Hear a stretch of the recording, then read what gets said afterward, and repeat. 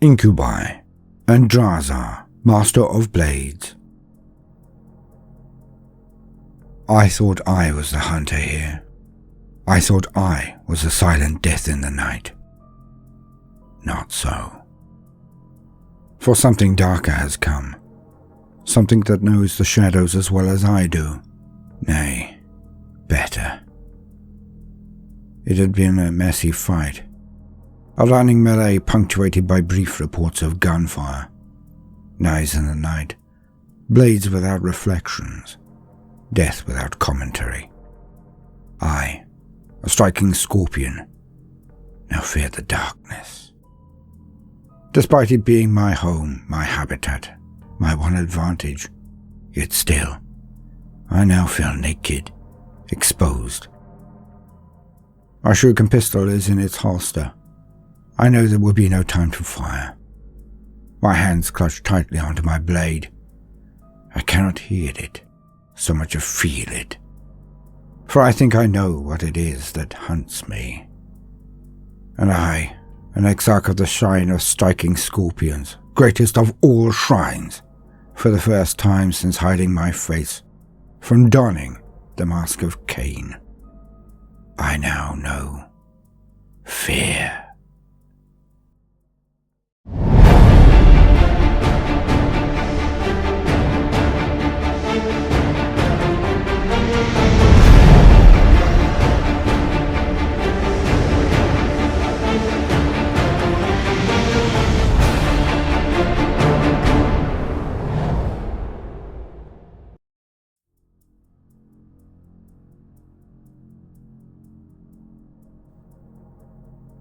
It has been days, entire cycles of this planet have come and gone, all in this one affray. It began with the Monkey, their ships filled with their countless hordes, besmirching the world we protect, the world we have seeded with our most precious resource, our rare and beautiful people. For the lesser races breed like ticks, a multitude bursting up in the blink of an eye. Humans, orcs, Tau, all are prolific to the point of a plague, the galaxy's infection. And if that is so, then we are its antibodies, its defenses. Or we were. Once we kept them down, culled them down, controlled their infestations. Now we are fallen, broken, yet still unbowed. We have not the strength, the warriors, the numbers to perform our duties of old, and thus have they spread across the stars. But not here. We had to draw the line somewhere, and here is where it resides. This world that had been the birthplace of a new empire, a new resurgence of the great, the Eldar. This was our world. Yet despite all of the millions of planets that they have encamped, the vermin could not leave well alone. For they are never satisfied, never quenched, never sated. The Monkey, the humans this time. In many ways, the worst of the lot. They came in their multitudes, and killed and killed. The Eldar here were adherents of their old ways. Pathetic, we think. But they were breeding, growing their numbers. Their young bucks starting to join our armies. So we will be damned by Calum and chicane if we would not stop their Monkey, snuff them out, and hurl their dirty ships back into the void, cleanse the world of their greedy taint. And so we were. Our web-eyed gates flared, and we marched through from our craft world, Bartan the Great. The butcher himself leading us, we could not lose. He knew this business the best. With darting strikes and ghost disappearances, we harried the vermin here, chased them there. They died in their droves.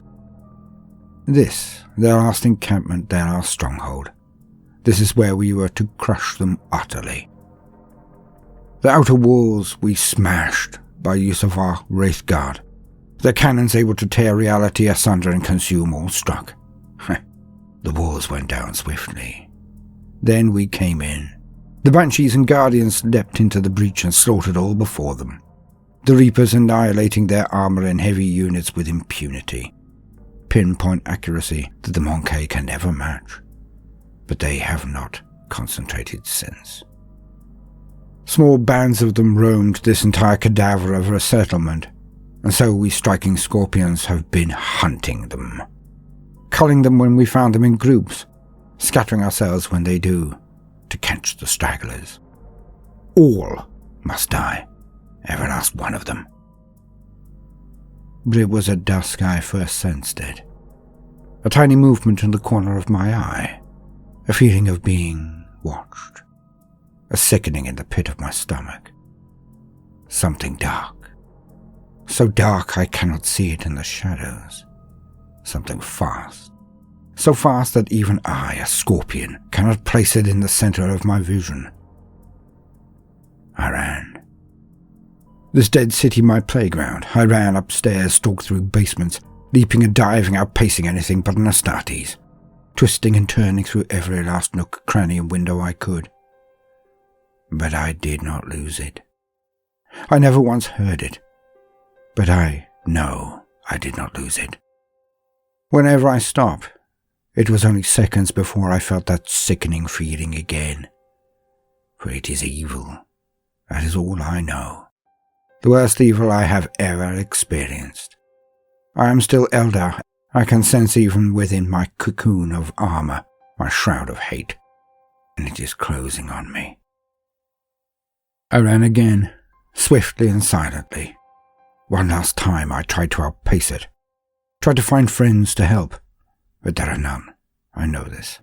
Nobody can help me now, for it was only an hour ago that I tried this before, but it knew.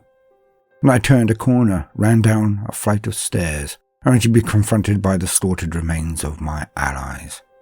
Many of them had been led here from the markings, and one by one it had sliced them to pieces.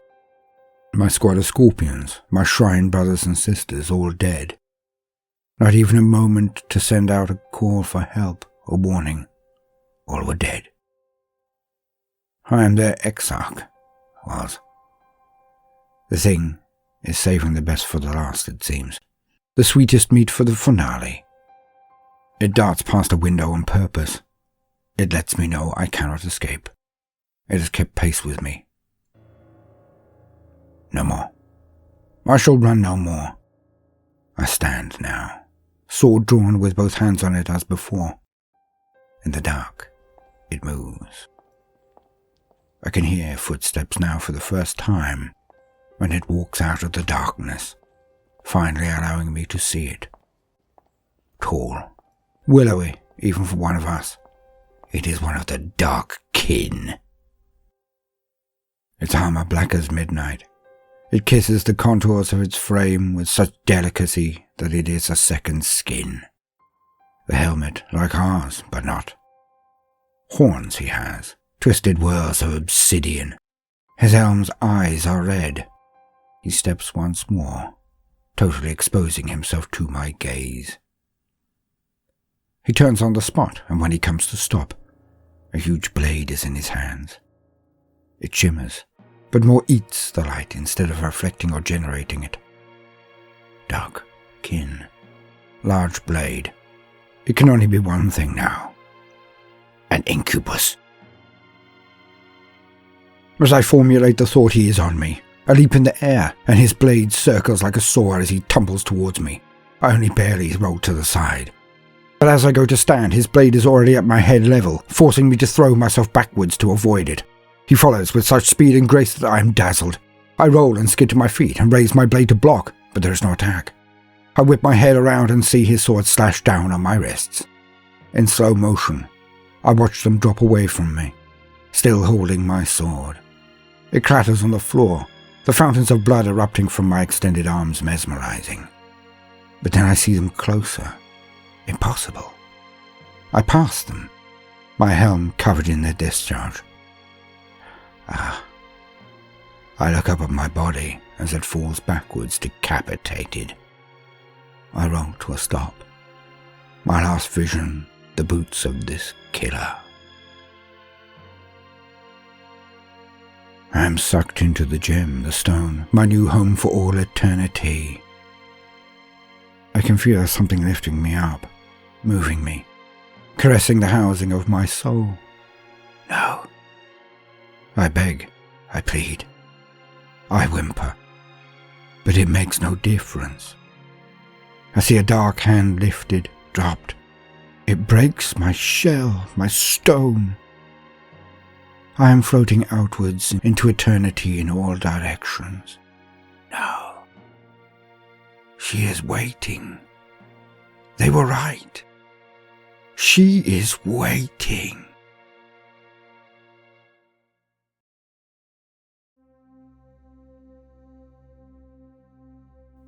Welcome, gentle listener. I am Baldermort, your faithful servant, and I wish to introduce you to the forces, factions, and important units of the Warhammer 40k universe, the grim darkness of the far future, where there is no time for peace, there is only time for war. And today, we are to discuss what are arguably some of the darkest and most terrifying warriors with a blade in all of the setting. Of course, I speak of the Incubi, and their dark champion, Drazhar. For there are few in the entire galaxy, aye, even including the legendary warriors of the Adeptus Astartes, the Space Marines, who can stand against an Incubus mano a mano. And for their champion, Drazhar? Well, you're about to find out exactly how deadly he is. And so, as usual, for the very basics, let us lean on existing wisdom. To quote, Incubi. The Incubi are an order of Drukhari that hone themselves for war and war alone. Warriors of the highest caliber, they dedicate themselves to the perfection of the killing strike. Despite the Incubi's monk-like asceticism, no shred of virtue exists in their blood-stained souls, for though they profess a desire to achieve perfection in every aspect of their existence, their true goal is simply to kill as often as possible. Everything about an Incubus accoutred for war conveys menace. His armor is spiked and segmented from top to toe, and his horned helmet is framed by a pair of great razored blades. He walks with the measured surety of a stalking saber cat, and despite his formidable armor, he makes no sound as he does so, for each Incubus warsuit is so perfectly designed it barely inhibits his dexterity. The ornate plates slide as fluidly as silk over one another as the Incubus moves in for the kill, yet they are as rigid as ceramite when struck by a blade or blast of energy. Mercenaries all, the Incubi will fight for anyone, at any time, and will even impart their skills to those who prove themselves worthy. Their forbidding obsidian shrines, each presided over by a hierarch, are thronged with patrons and aspirants eager to steep themselves in the murderous arts. Through long and grueling practice, the strong prosper and learn, whereas the weak are cut down and their bodies burnt as an offering to the iron statue of Cain at the heart of each shrine. The only known path of entry into the order is to best approve an Incubus and take his armor. Should an aspirant live long enough to achieve this murderous feat, then the final training can begin. The initiate is given a singular, spiteful task: to kill an aspect warrior of the Asuyani in single combat, shatter his quarry's precious spirit stone, and return it to the hierarch. When this task is completed, only then can he be fully inducted as an Incubus. The sundered spirit stone is then rebuilt into a psychic torture device known as a Tormentor, and mounted on the Incubus's chest, where it exudes an aura of terror and malice that penetrates the mind of even the most dauntless foes. The Incubi lead rigorously disciplined lives, some whispering they can even be trusted to keep their word. They are highly valued as bodyguards and shock troops, and they take a cold joy in proving their deadly skill in times of war.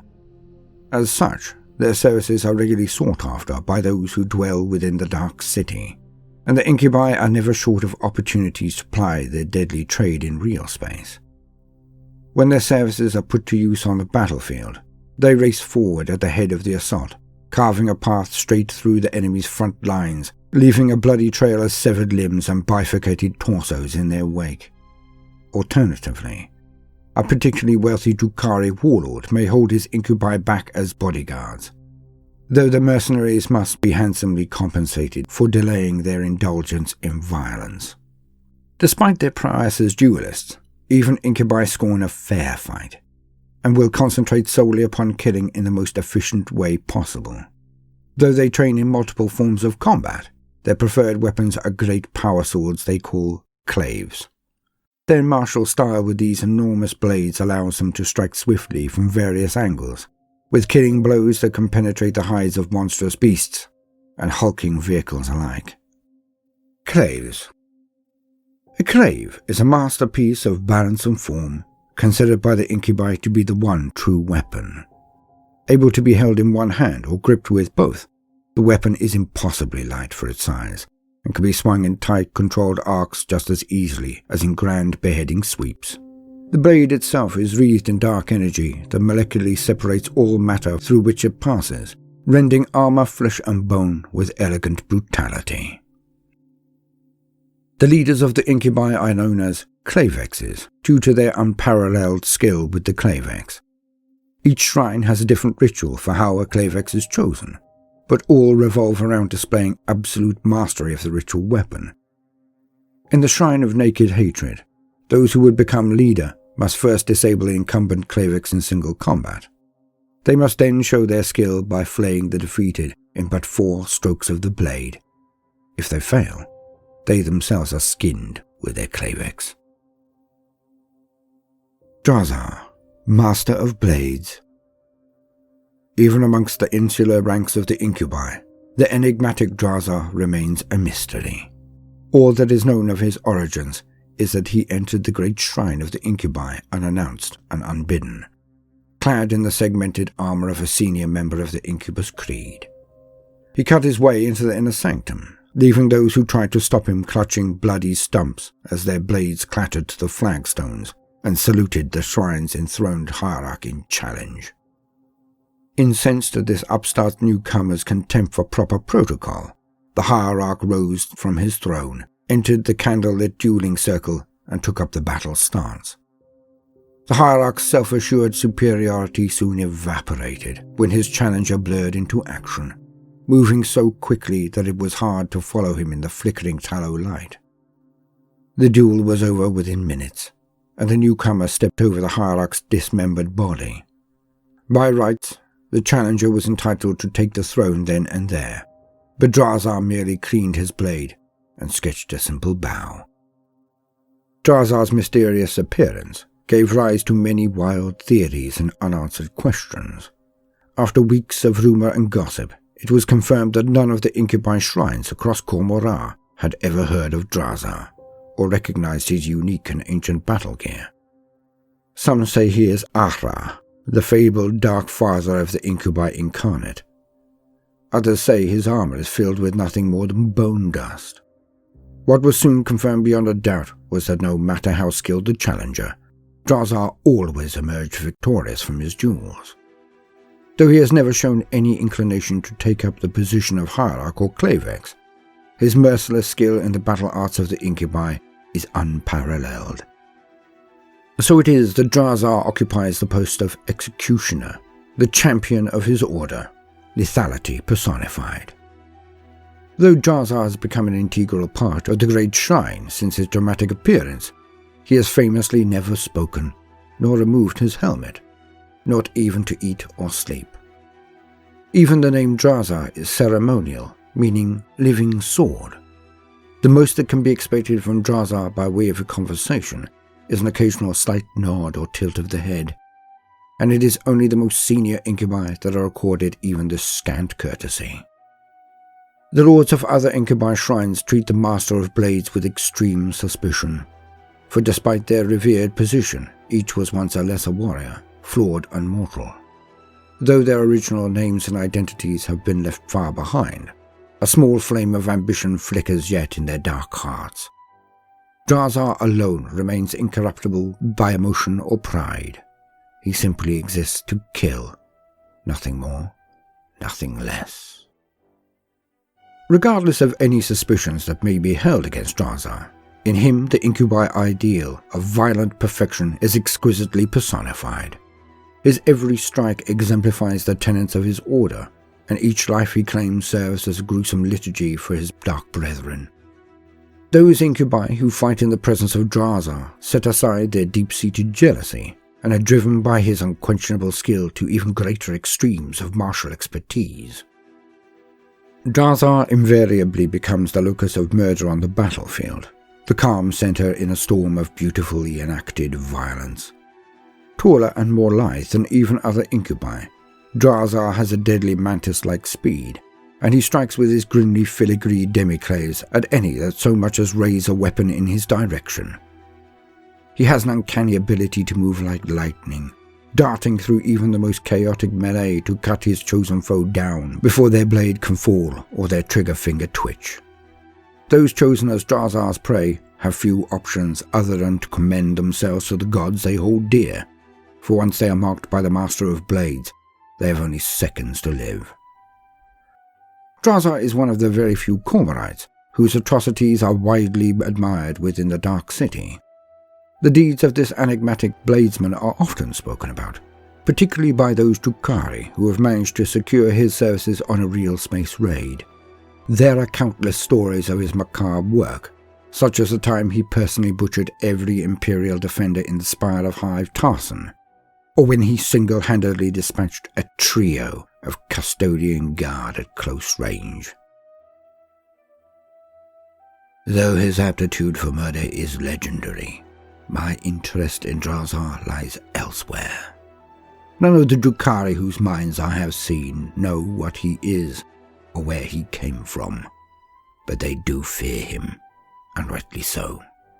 I suspect even the mighty Vect questions what this silent executioner is capable of. Could it be true that he is but dust encased in armor, like my own accursed brothers? And if so, is there a way I can bend him to my will? I must be patient in this regard, but time will tell. Alzek Ariman, Arch-Sorcerer of the Thousand Suns.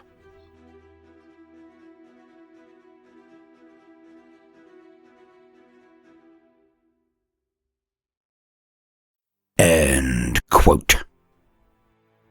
Now, in the story at the start, I hope I reflected how coldly efficient yet twisted the Incubi in all that they are and all that they do.